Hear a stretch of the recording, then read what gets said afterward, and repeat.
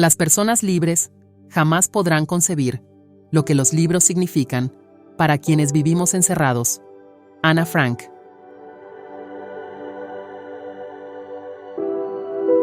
Este es un programa por y para los libros y los autores. Producido por BSN Producciones para 50 TV, BSN Góngora TV y Radio Onda Góngora. Aquí comienza Hablemos de Libros. María Ángeles Domínguez, Relatos Inquietantes.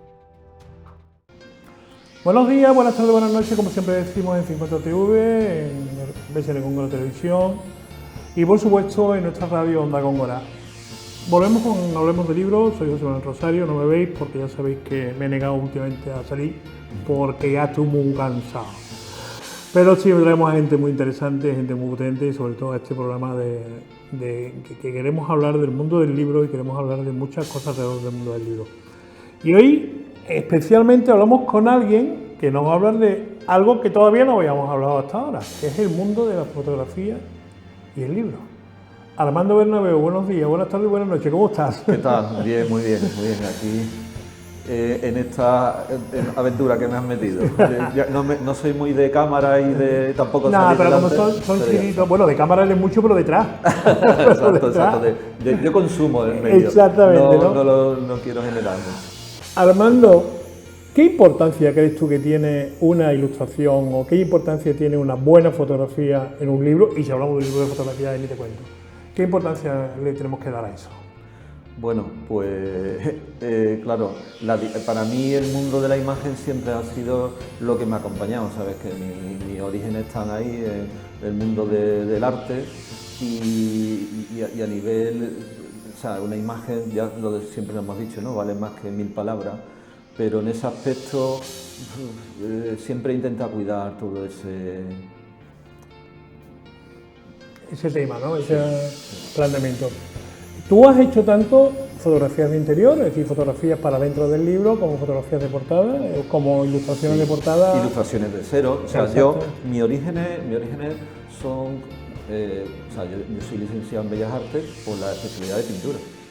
Es verdad que anteriormente yo había estudiado arquitectura y tenía una dimensión técnica. Cuando ya empecé a trabajar como arquitecto técnico, bueno, todavía me quedaba por terminar, pero estuve trabajando en un estudio con un tío mío.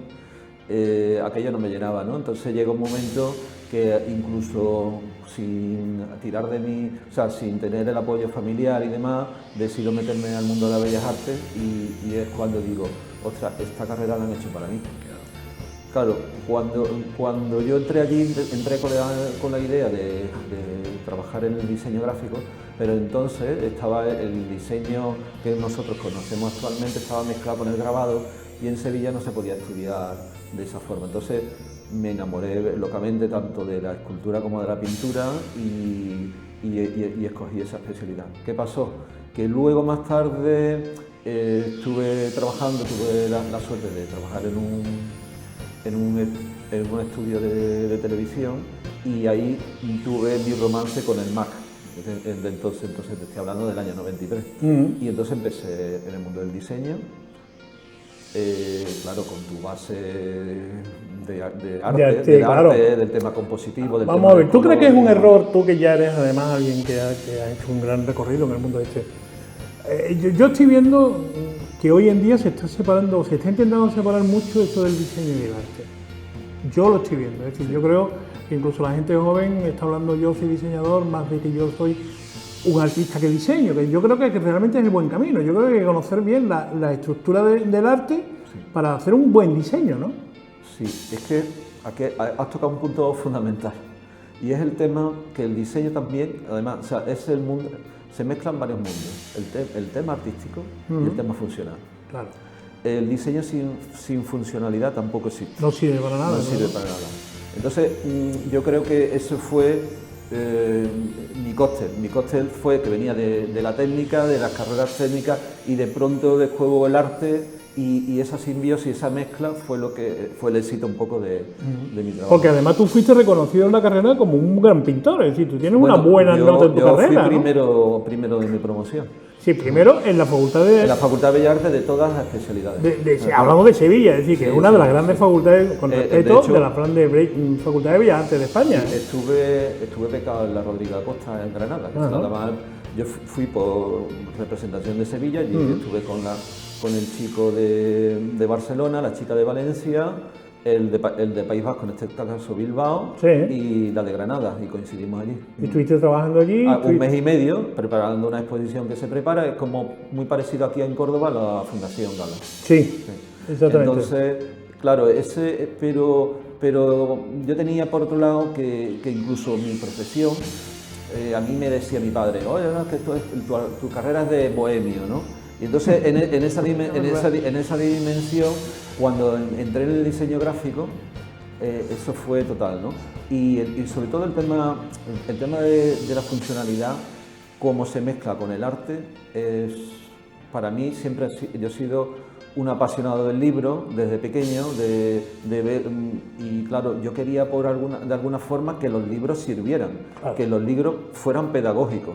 O sea, mi primer paso en la confección de un libro es la maquetación, es como la estructura, es como el esqueleto que está detrás de las cosas, que dice, uy, este libro me gusta y no sabes por qué, pero esa estructura está ahí. Sí, sí. Entonces yo algunas veces, normalmente, articulo los libros desde el contenido, contenido que me viene de un autor, por supuesto. Claro. Entonces, ese contenido me ayuda a vertebrar un poco esa composición, el ritmo que se va a dar, y yo tengo que hacer mía la estructura del autor en este caso. Una vez que tú haces esa estructura, viene esa dimensión artística, y yo quiero que la persona se enamore del libro. Claro. Entonces, claro, aquí por ejemplo tenemos en el bodegón libros de contenido solamente de textual, ¿sabes? Que hay libros de literatura, hay libros de temas de economía, de cualquier de ámbito, incluso de sí, que algunos están maquetados y realización de portadas. Llevan en absoluto ¿no? ilustración, pero para mí ahí hay una orquesta también, hay que orquesta eso. Hay libros que le quieres dar una dimensión más para la persona que le gusta leer, otro libro que es más divulgativo, entonces cuando ya empieza a haber ilustración, sobre todo en la dimensión de los libros de arte, claro, yo también me gusta una cosa, que es enseñar a ver a la gente, ¿no? Entonces, yo he sido pintor, entonces me meto a hacer un libro de los grandes maestros que hemos abordado aquí, por ejemplo, Dietrich Bose, Memling, Botticelli. Entonces, cuando yo estoy haciendo la foto a esos cuadros, digo, ostras, descubro los cuadros. Pero de hecho quiero hablar después, porque después quiero meterme en profundidad en la fotografía, que yo creo que es verdad que tu trabajo es magnífico en maquetación, es magnífico en portadista, eres magnífico ilustrador, es magnífico, pero quiero después hacer un punto aparte importante con el tema de la fotografía. Cuesta muchas veces mucho trabajo, y te lo digo de alguien que también maqueta igual que tú, te pasa a otro nivel y de otro concepto, pero cuesta mucho trabajo aguantar a algunos autores para el tema de la maquetación. Muchas veces uno le diría, niño, haz la maqueta tú, si no te he hecho 60 propuestas ya, ¿no? Bueno, yo siempre he tenido mucho tipo de clientes, yo me inicié con el mundo de la publicidad. Y muchos carteles, yo he hecho carteles de feria de Córdoba, de Córdoba en mayo, has visto carteles míos seguro de banco, no voy a hacer la publicidad, ¿no? ¿De qué banco? No, sino que paguen publicidad, que no hace falta. De lo más importante de Córdoba. Que no hace falta. Y claro, eso es un lenguaje, el lenguaje del marketing, ¿no? De la publicidad. Pero cuando ya interviene el mundo del arte, entonces aquí ya empiezan a jugar otro tipo de cosas. Hay una cosa que se llama el ego, que es muy complicado, ¿no?, de manejar muchas veces, ¿no? El ego del artista o el ego del... Sí, pero en el caso que tú me decías del autor, retomando un poco la pregunta tuya, retomando yo siempre he temido al cliente que me dice que no sé lo que hacer, dime, haz lo que tú quieras. El haz lo que tú quieras es el cliente más difícil que te eso directamente, eso es que todos los que tratarlo. ¿Sabes?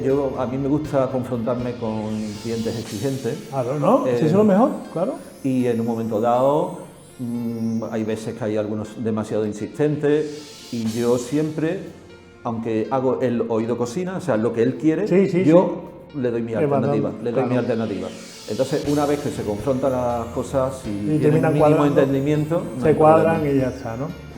¿Qué trabajo cuesta para una persona como tú enfrentarte a un libro? Enfrentarte cuando te llega ese libro, te dan el material, te dan el no sé qué, hablamos de lo que es la parte de diseño todavía y toda la historia. ¿Qué dificultades encuentras? Y sobre todo, ¿qué dificultades encuentras tú ya que eres una persona muy hecha y muy trabajada?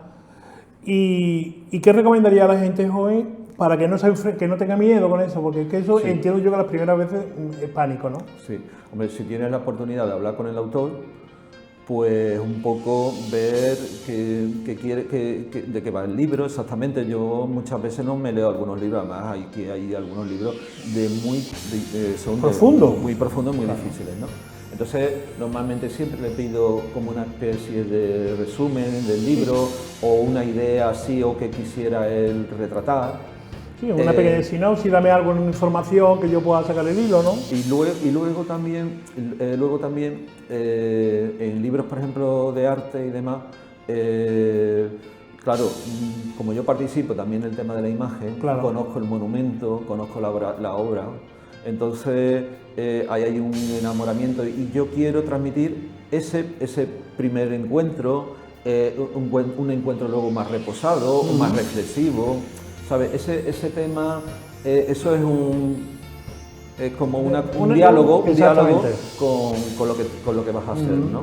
Entonces yo a la gente joven, yo ya te digo, hay una parte mecánica de nuestro trabajo.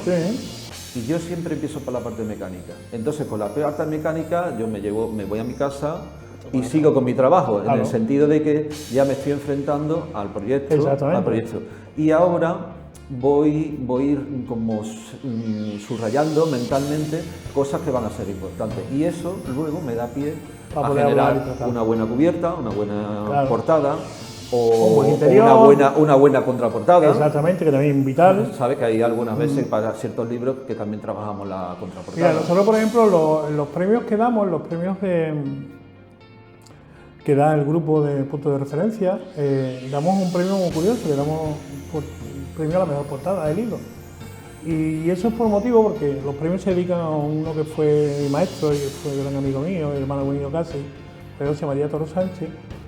Y él siempre decía, porque llegaba al mundo del libro, todo por las grandes editoriales y tal, decía, José, lo más importante de un libro no te olvides nunca es la portada.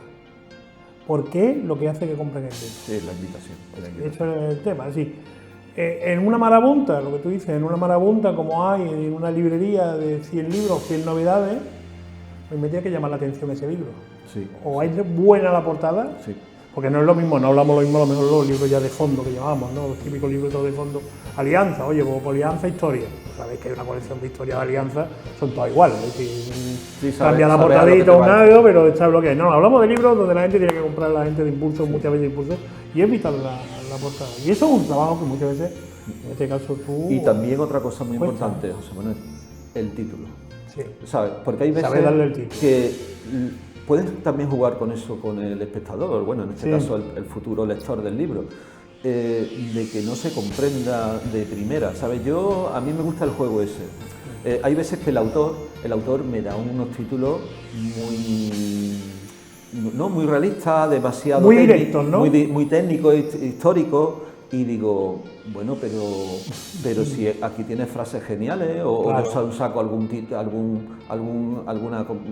del contenido interior y entonces sacamos libros y luego que dice, ostras, la tormenta perfecta, título y portada. Título e imagen. Y además yo recuerdo también tú aquel libro famoso de ¿Quién se ha comido mi queso? Un libro de economía. Sí. Y el libro del título, además, si mal no recuerdo, había unos ratones en la portada. Si tú de impacto decía, ¿esto de qué va? Bueno, pues eso es, míralo, ¿no? Juegan. Exactamente. Nosotros, por ejemplo, en los últimos libros que yo he colaborado, que he escrito un relato para ellos, el último libro de relatos en el que he colaborado, era un libro que se llamaba Casas de Cita. Bueno, te puedo asegurar una cosa. Nada que ver con lo que te puedes imaginar. Claro, que va ahí dentro. Entonces te metes dentro, lo lees, los relatos de qué van y toda la historia. Bueno, Ahora es lo que yo te decía antes, que yo quiero hablar de otra parte muy importante tuya porque he visto tu trabajo y me ha parecido algo, no ese que me parece descomunal, es que el otro ha sido ya espectacularmente espectacular y ahí es donde tengo incluso bastante más dudas yo. Y es el mundo de la fotografía, lo que es la fotografía, porque yo soy un enamorado de los libros de arte, entre otras cosas porque estudié con un libro de arte, que era el libro de arte, Historia del Arte de Anaya, Sí. ¿vale? Y segundo porque trabajé en Anaya y estuve trabajando exactamente el año que se sacó el último gran libro de Historia del Arte de Anaya, que era un libro a todo color, formato, catálogo de arte espectacular, que eso yo creo que no se ha vuelto a hacer en la historia de la educación, ¿no? Y a mí siempre me ha llamado la atención una cosa, narices, ¿cómo hacéis esas fotos tan maravillosas? Y ahora la pregunta no es esa, la pregunta es, cuando tú empezaste estudiando arte, vosotros la fotografía no lo tocáis apenas. No, de hecho yo había como una optativa, yo no la cogí. De la IO, ¿no? No cogí la fotografía, Ajá. o sea, cogí otra, no sé si fue el procedimiento escultórico. Sí, nada que ver, ¿no? Exacto. No, yo creo que o sea, como en todas las cosas, la técnica es muy importante. Sí. La técnica, me digo, el tema de la profesión, de la profesionalidad. Entonces, sí o sí, tienes que pasar por ahí. Claro. Yo me formé, claro, yo llegué a tener agencia de publicidad. Yo he trabajado para grandes fotógrafos, Carlos de Yebra de Madrid, en Córdoba Manolo Pijuán, que es uno de los mejores fotógrafos publicistas de Córdoba, y yo he retocado muchísimas fotos de ellos, o la he usado para montar luego otro tipo de montaje. Pero llegó un momento que cuando yo puse mi propia agencia de publicidad, yo tenía muchos clientes de joyería y yo quería una foto que a mí no me estaban dando los fotógrafos. Entonces me empecé a hacer mis propias fotografías. Entonces consideraba Tú empezaste la fotografía casi por necesidad. Sí, si no me dais lo que quiero, lo tendré que hacer yo. Porque además yo quería enseñar la pieza de joyería como una escultura. Y eso no lo quería nadie, no lo hacía nadie. Y la fotografía de la joyería es muy... Hay algunas muy complicadas, porque estamos hablando, no es lo mismo fotografía en diamante que una plata, que el oro brillante, se refleja. Y después cómo ver ese anillo para que se vea bien, y en una foto no puede ser como tú decías. Y el dominio de la luz hay que entenderlo. Entonces, el dominio de la luz, entender una cosa que no se estudia ni en la escuela ni en las facultades, que es el tamaño relativo de la luz con respecto a lo que estás iluminando. Claro. Eso es como el santo grial de la fotografía. Sí. Entonces, claro, ahí empezó esto, empieza esto. Y luego, técnicamente, la fotografía de patrimonio luego tiene sus particularidades. Claro. O sea, que no es lo mismo para fotografiar un cuadro que está deteriorado, tiene en una parte barniz, está brillando, en otra parte no tiene barniz, tiene muy mal acceso, no ha sido restaurado todavía, y tú tienes que hacerle la foto. Claro. Ahí vienen los problemas.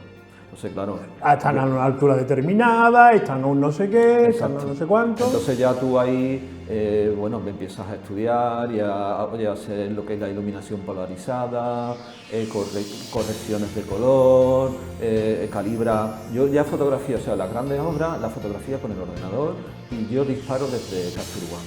Pero yo antes, yo tengo todo calibrado. Claro. Y luego el control de la luz, o sea, no solamente controlo los colores en la cámara, sino también en lo que es la luz. Claro. Sí, tienes que... Es decir, para una buena fotografía, por que el libro sea algo espectacular, tienes que tener cada uno de los conceptos bien controlados. Sí. No se te puede escapar ninguno, entiendo, ¿no? Sí, y además, por ejemplo, nosotros, los móviles que sabemos, ¿no? Que tienen mucha inteligencia artificial, la gente se cree que está haciendo una buena foto. Lo primero, lo está haciendo el sistema operativo del móvil. Sí.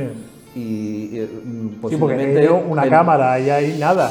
Posiblemente le está haciendo 10 fotos, 20 fotos y en un segundo está haciendo un HDR sin él saberlo. Sí. O sea, está controlando. Dice, ostras, que antiguamente, ¿qué pasaba? Tú disparabas a contraluz y salía la figura negra y el cielo de atrás blanco y era el típico quemado. Hoy día tú tiras con cualquier móvil y te sale más o menos equilibrado. ¿Por qué? Porque está tirando sobreexpuesto, subexpuesto, claro, intermedio y en décimas de segundo te está sacando la foto final. Entonces, conocer la profesión, ser un profesional, el oficio, lo que es la técnica, eso es primordial. Todo no es tecnología. Lo que pasa es que nosotros tenemos muy mala edad o muy buena edad, te voy a explicar por qué. porque tenemos que ir evolucionando muy rápido. Claro. Porque yo me imagino que cuando tú dices en el año 92-93, yo recuerdo los Mac de entonces y los programas de entonces no tienen nada que ver con lo que hay hoy, ¿eh? Exacto. Pero además, nada que ver. Nada que ver. Es decir, yo recuerdo, por ejemplo, maquetación. Yo no recuerdo si hasta el año 2000 y pico largo no conozco yo el InDesign. Sí. Y es que antes se estaba maquetando, ¿eh? Y se estaba maquetando con QuareX. Exactamente, con QuareX, que aquello era para pegarle 6 millones de tiros. Sí. Porque yo recuerdo cuando empieza a aparecer, a funcionar lo que es la Adobe, todo el bloque Adobe, serio. Porque empieza Photoshop, empieza a ser grande y empieza a entrar todo lo demás al lado y InDesign te decía, no, me da un QuareX Pre, digo, pero yo decía siempre, digo, estáis colgados. No estoy viendo lo que es la potencia de esto comparado con eso, que van a terminar siendo máquinas y QuareX Pre terminó desapareciendo. O trabajar con Premiere, es decir, trabajar con Premiere, trabajar en otro mundo, que sí, que te hacen falta muchos recursos de máquina y toda la historia, sí, pero trabajar en otro mundo, ¿no? Sí, el tema ha evolucionado de una forma vertiginosa y además antes no existía la bendita internet. Claro. Y estudiar cualquier cosa de esto, tú lo sabes, era comprarse revistas especializadas, comprar documentación, ver qué estaba haciendo gente y acercarte a ella y compartir recursos. Era otro mundo. Pero que además hemos tenido que ir aprendiendo día a día, es decir, porque es que todos los días nos inventan una cosa nueva, todos los días hay una creación nueva. Yo quisiera, fíjate, me salgo un poco de la entrevista, pero mira, hay una cosa muy importante. La diferencia entre técnica y tecnología, la gente lo confunde. Técnica es tu oficio. Totalmente. O sea, lo mismo el de un pescador que el de un carpintero, y tu oficio lo tienes depende no solamente de tu talento, sino de tu trabajo. Totalmente. Y luego la tecnología, tú puedes adquirir con dinero lo que tú quieras, y tú puedes adquirir un móvil que vale 1.500 euros y te crees que esa va a ser fotografía. Tú lo único que has adquirido es tecnología. Exactamente. Y claro, ese paso la gente joven lo tiene que asimilar, en el sentido... Eso va a costar, yo creo que va a costar el trabajo porque tampoco le estamos pidiendo tanto. Es decir, hoy en día tú sabes que un chico se pone delante de una cámara, se pone en Instagram, empieza a funcionar y con la mínima tecnología ha conseguido dar un contenido que la gente le compra. No estamos diciendo mal ni bien, pero él no se ha preocupado de aprender. No. Y entonces, dice tú, si lo hicieran, que es verdad que algunos sí se preocupan a posteriori, pero realmente hoy en día, porque además ninguno pasa por ninguna academia, ninguno pasa por ningún estudio. Yo además muchos tutoriales de YouTube. Pero hay algunos tutoriales de YouTube de verdad que me no seguirlo. Despistan. Exactamente. Yo entiendo y creo que es un grave error del sistema educativo, pero una opinión muy personal, que no se esté trabajando ya en esa línea. Es decir, vamos a empezar a dar algunas asignaturas muy relativas a esas nuevas tecnologías. Sí, yo soy defensor del taller. Totalmente. Yo soy defensor. Totalmente. El taller es necesario. O sea, lo que antes era el maestro, el aprendiz, eso es necesario. Sí, pero parece que eso ahora mismo no está bien, ya lo sabes, ¿no? Eso parece que no es una buena idea. Pero yo realmente, además, yo es que hice todo el taller, pero es que yo, antes del taller, es que en la escuela, ¿por qué en vez de dar determinadas materias no podemos tecnología? ¿Qué se da en tecnología? De esto, del uso de una cámara para móviles, del uso de esto para hacer no sé qué, enseñé unas mínimas líneas para hacer un cortometraje. Y yo, José Manuel, eso lo complementaría con algo totalmente diferente, que es también el saber por qué hacer las cosas. Claro. El sentido común, el sentido filosófico de las cosas. También es verdad. Yo fíjate que yo soy de ciencia y al final terminé estudiando una carrera de arte. Sí. Y sin embargo, yo creo que si volviera a nacer, a lo mejor me pondría a estudiar filosofía. O sea, por conocer un poco las cosas. Yo estudié Derecho y donde estoy, ¿eh? Tener un criterio para hacer las cosas es muy importante. Eso, los chicos tienen que ver buen cine, el cine, buena literatura. Los libros son un legado de la humanidad que se hace. Y eso es así, ¿no? O sea, tú puedes ignorarlo, pero ignorarlo lo puedes desconocer, pero lo puedes desconocer porque quieren, yo creo que quieren que se desconozca. Es decir, tú vas a preguntar a un chico que ha conocido a Potenkin o lo que hablamos antes, y es una pena, y digo, pero ese que ha conocido a Potenkin está en 600, o Metrópolis está en 600 películas después.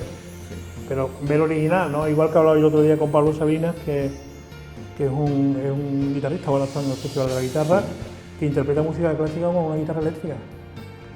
Y él dice, no, hay que conocerlo. Es que no se dan cuenta que cuando hablan de la banda sonora del Llanero Solitario están hablando de Rossini. Ese tipo de cosas son los que en esta sociedad lo estamos perdiendo, los conceptos previos, es decir, ¿de dónde viene todo? Es decir, oye, si la técnica es de Da Vinci, obviamente ha evolucionado, pero es de Da Vinci, veamos qué hizo ese hombre, o qué hizo Rafael, o que hizo tantos y tantos y tantos, ¿no? Eso, por ejemplo, me ha pasado a mí con las fotografías de los grandes artistas, porque claro, tú has estudiado, tú te has manchado, has usado el óleo, has usado otras técnicas, y incluso aprendes de la historia del arte haciendo fotografías de esto, descubres a la pintura dentro de la pintura, ¿no? Totalmente. Por ejemplo, ¿no? Y claro, no es lo mismo saberlo porque tú ya has estudiado pintura y interpretar un cuadro y enseñarle al futuro lector cómo se goza del arte, o por lo menos darle un poco la mano, ¿no? Llevarlo por el camino un poco, ya él luego pues, que tenga su propia aventura, pero no es lo mismo desde un bagaje, ¿sabes? Que simplemente de una cosa emocional, porque las cosas emocionales es como las canciones estas que tú escuchas, uy, qué canción más chula, ¿no? Y luego a los 2 meses estás harta de esa, ¿no? No es una pieza clásica, salvo que echar despacito, una pieza clásica que se te va a quedar ahí para salvo que echar despacito que se te ha clavado en la cabeza y eso no por te narices, sale. por narices. Ese no sale. Pero sí es verdad lo que dicen, ¿no? Y la buena música es aquella que dice tú, la buena música, por ejemplo, dice tú, oye los Beatles, y dices, tío, todavía se siguen oyendo. Aquello era buena música. Ahora tú dices, oye, pues hay música de los 80 que no volverás a oírla porque además que quedaron antiguas ya en el tiempo, ¿no? Pero yo estoy convencido que eso es así. Un poco para la gente también, para ir acabando, ¿qué dificultades te encuentras cuando te pones a hacer un libro de arte, cuando te pones a fotografiar? Porque además el otro día en tu estudio enseñaste cosas sorprendentes, por ejemplo como la Madro que vamos a ver ahora, que está ahí, que esa mano, curiosamente, es de un cuadro pequeñísimo. De un cuadro de Melnik. El cuadro más chico. No, déjalo. Vale. Pero el cuadro casi más chico que. Bueno, mucho más pequeño. Mucho más pequeño que esa portada. Mano, Esa mano tendrá como 3 dedos de alta. La de verdad. Entonces, esto es de un pintor flamenco. ¿Y con qué nivel de resolución hay que trabajar ese tipo de cosas? Bueno, no te voy a hablar de cámaras porque las cámaras ya da igual, pero es que. Ahí se suele usar un macro para esa fotografía. Con macro de una cámara. Que tiene que tener un super macro, que es que, vamos, señores, que esto no estamos hablando del móvil. Lo del macro del móvil, mirad, esto no tiene para eso, ¿no? Porque es que esto la calidad que da para que tú después hagas esa ampliación y la veas perfecta. Y luego, al estudioso, por ejemplo, del arte, este tipo de libros, o sea, alguien que haya pintado, alguien que ya sepa más, va a descubrir, por ejemplo, otra dimensión artística, porque si te das cuenta, si se pudiera ver de cerca, esa mano está hecha de pequeñas pinceladas. O sea, está tan de cerca la pintura que entonces te está diciendo más cosas. Está diciendo, por ejemplo, que estas son las primeras veces que se está utilizando el óleo.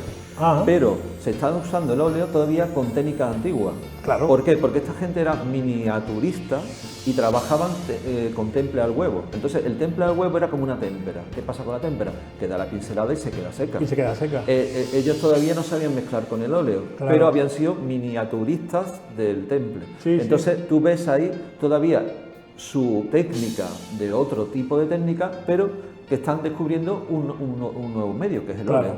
Entonces es interesantísimo acercarse a este tipo de cuadros, porque prácticamente si te acercas ahí con la cámara, ves un pintor impresionista. Claro. Y estamos hablando de una pintura del siglo XV. Además a ti te encanta trabajar en Granada. ¿Qué te queda casi por fotografía de Granada? Bueno, de muchas Granada, cosas, obviamente. Muchas cosas, obviamente, porque Granada es muy grande, pero en el sentido, pero que todo más referente que están metiendo. De Granada mano, ¿no? fue un descubrimiento para mí, la Abadía de Sacromonte, que además es un gran desconocido hasta para la gente de Granada. Yo llegué allí en 2012 cuando se rescata aquel proyecto de convertirlo otra vez vivo para la ciudad. Aquello es como un escorial, no tan pequeño, porque no es nada pequeño. Luego también la Catedral de Granada, para mí una de las joyas de Granada, que es la Capilla Real de Granada. Entonces la Capilla Real de Granada la hace prácticamente Carlos V en honor a sus abuelos que estaban enterrados en la Alhambra. Entonces ahí la Capilla Real de Granada, pues Carlos V se trae a los mejores escultores, a los mejores arquitectos. ¿Todo? Claro, la propia reina, este cuadro que estáis viendo ahí, es parte de la colección de las tablas de devoción de la reina Isabel la Católica, que está enterrada allí, junto a Fernando el Católico, Juana la Loca, Felipe el Hermoso y un hijo de su hija, que murió con 2 años y va a ser el futuro rey de España. Entonces, aquello es impresionante. Aquello invito a todo el mundo, además está súper bien cuidado.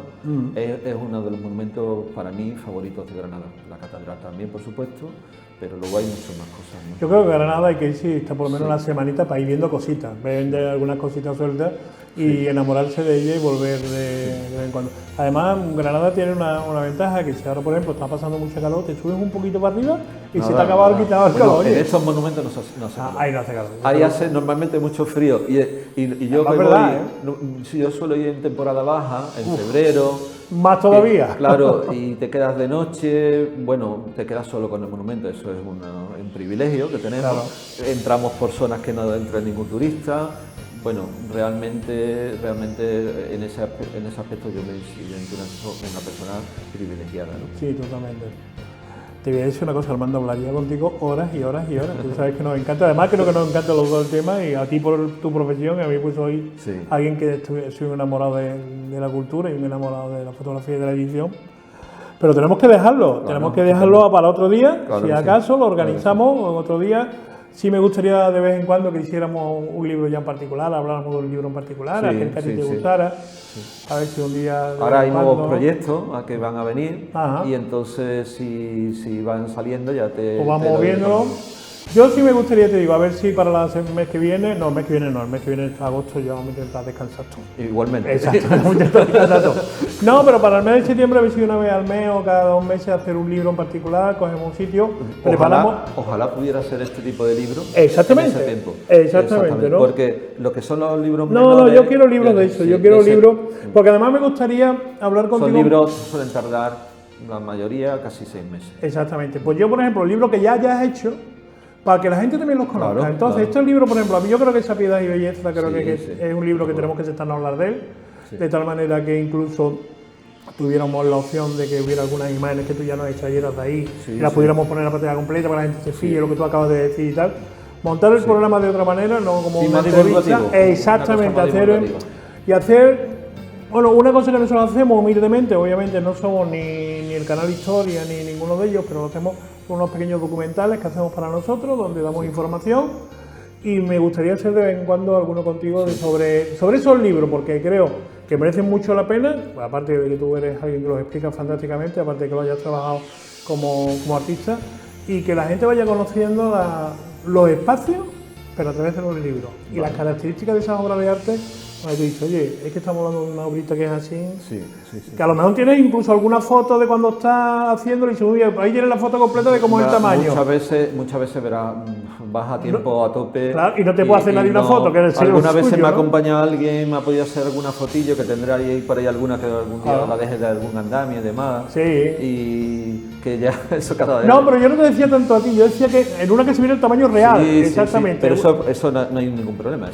Dice, mira el tamaño real, aquí lo a la Capilla Real me puedo hacer una foto allí delante. Exactamente, dice, tamaño real de esta obra para que os deis cuenta que hemos sacado, ¿no? Dentro suelen ir las medidas de esos cuadros, entonces van a ver al momento las dimensiones reales. Como tú bien has dicho, siempre es fácil ponerlo en un montajito que hacemos. Sí. Pues, Armando, encantado, de verdad, nos vemos y nos emplazamos ya para septiembre, a ver si hablamos. Y quedamos y hacemos algún librito cada mes, cada 2 meses, hacer un librito de eso y hablar de ello, porque tú tienes bastante obra, de arte, bastante también de literatura y cosas así. Hombre, a mí yo entraría incluso en niveles más técnicos, pero claro, vamos a intentar que sea algo muy más divulgativo y más... Y sobre todo es que la gente después diga, oye, pues yo quiero ir a ver eso, yo voy a ir a ver eso, que este hombre me han estado hablando, y ahora voy a verlo en directo, lo voy a ver cómo es, voy a fijar en lo que me han estado contando y me voy...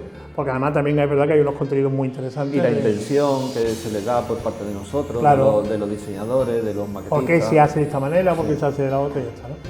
Pues nada, Armando, te reitero muchísimas gracias. A ti,